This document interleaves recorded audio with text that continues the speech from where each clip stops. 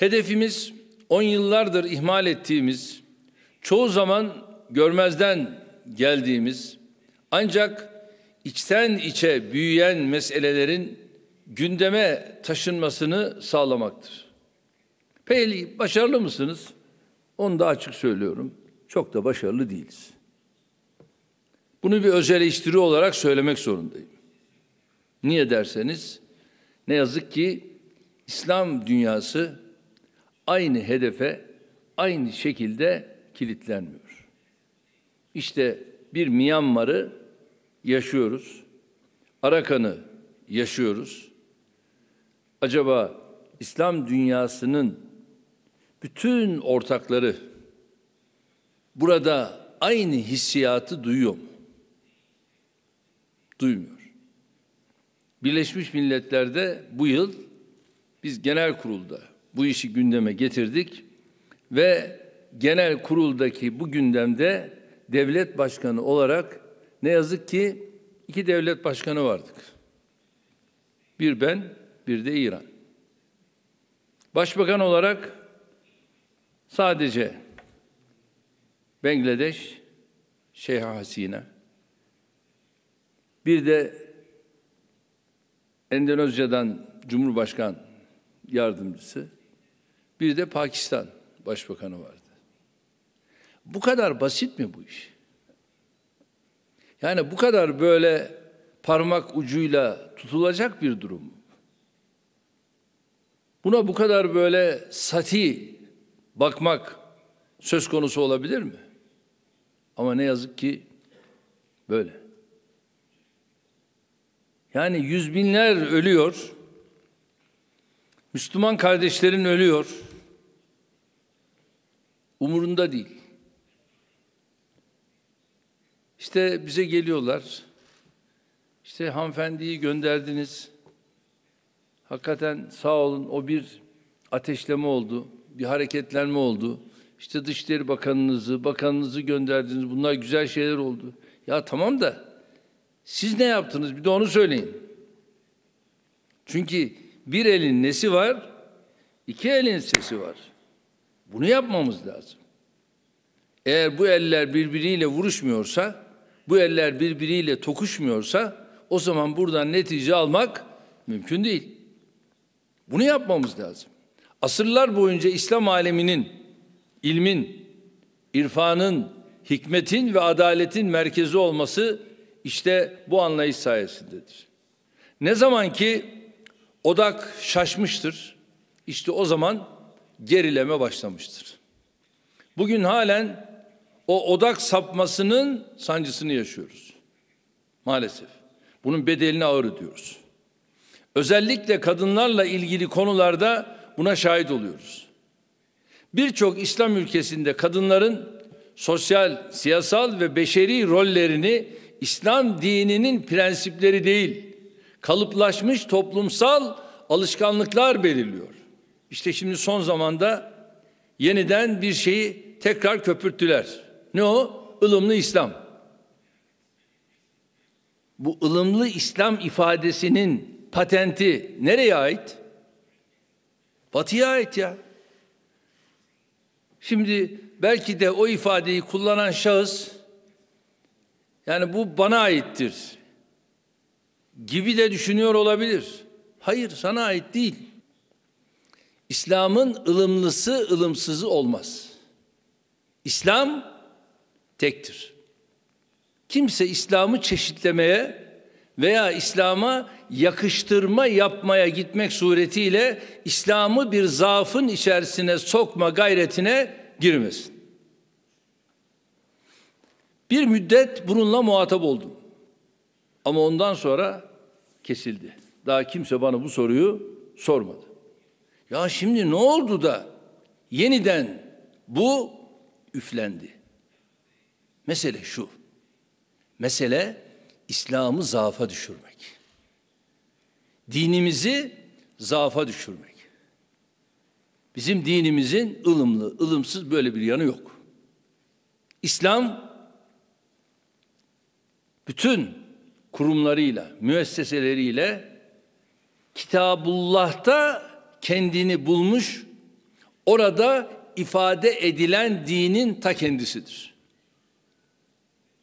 Onun dışında kimse dinimize tanım yapmasın.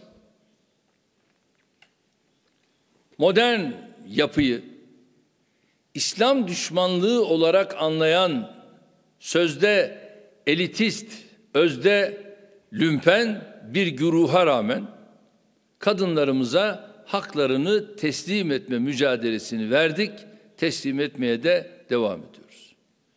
İnancının gereği olan kıyafetinden dolayı üniversiteye gidemeyen, iş hayatına atılamayan, adeta dört duvar arasına mahkum edilen kadınlarımızı özgürlükleriyle buluşturduk. Ilımlı İslam. Ya sen daha ılımlı İslam diyorsun. Bir bayana araba kullanma müsaadesi vermiyorsun. Nasıl ılımlı İslam bu? İslam'da buna mani bir hüküm var mı? Yok. Demek ki herhalde bundan sonra yapacaklar. Şu ana kadar yok. Böyle bir anlayış olamaz. Bugün Türkiye'de hiç kimse inançlarından, hayat tarzlarından, düşüncelerinden dolayı artık ötekileştirilmiyor. Devletin tüm kurumlarında artık hanım kardeşlerimiz özgürce yer alabiliyor. Ama 15 yıl önce böyle değildi ha, onu da söyleyeyim. Çünkü ben bu işin acısını çekmiş bir babayım. Ama sabır, sabır. Men sabera zafera dedik, sabrettik ve zafere ulaştık. Dış görünüşü, dili, dini, ten rengi farklı olanın hayat alanı da ne oluyor? Daralıyor. Avrupa özellikle bu kesimler için giderek bir açık hava hapishanesine dönüşüyor. Elbette batıdaki bu karamsar tablonun en büyük mağduru Müslüman kadınlar. Başörtüsü yasakları Avrupa ülkelerinde giderek yaygınlaşıyor. Bir dönem ülkemizde olduğu gibi kamusal alan, özel alan kurnazlığı ile Müslüman kadınların hayata katılımları engellenmeye çalışılıyor.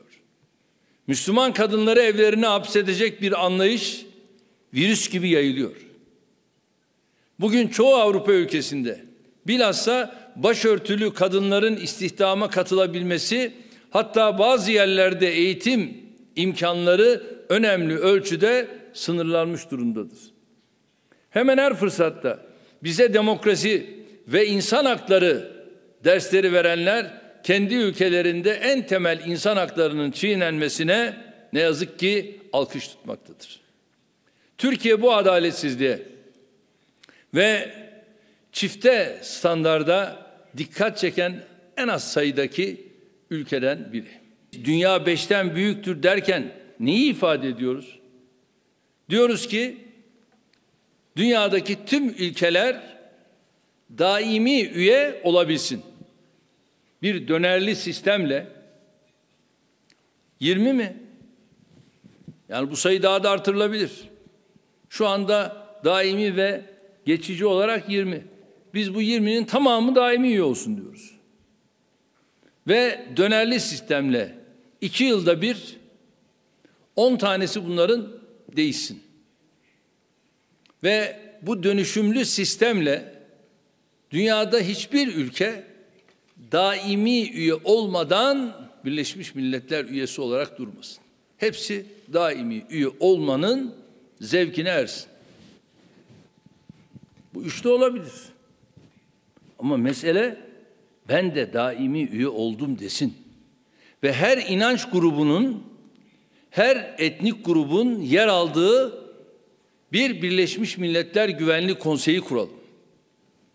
Dünya kendini Birleşmiş Milletler Güvenlik Konseyi'nde görsün. Şu anda dünyanın tüm ülkeleri Birleşmiş Milletler Güvenlik Konseyi'nde kendini görmüyor. Böyle bir yapı, adil bir yapı olamaz. Bunu görmemiz lazım. Mülkün temeli adalettir. Ama burada adalet yok. adaletin olmadığı, çifte standardın hüküm sürdüğü bir dünyada huzur, barış ve esenlik de olamaz. Türkiye'nin mücadelesi, tüm ezilenlerin, ötekileştirilenlerin, sessiz yığınların mücadelesidir. Türkiye'nin mücadelesi özünde anti-emperyalist bir mücadeledir. Ve bu mücadeleyi bu can bu tende oldukça vermeye devam edeceğiz. Biz kavga etmiyoruz. Biz çatışma istemiyoruz. Biz sadece adalet istiyoruz.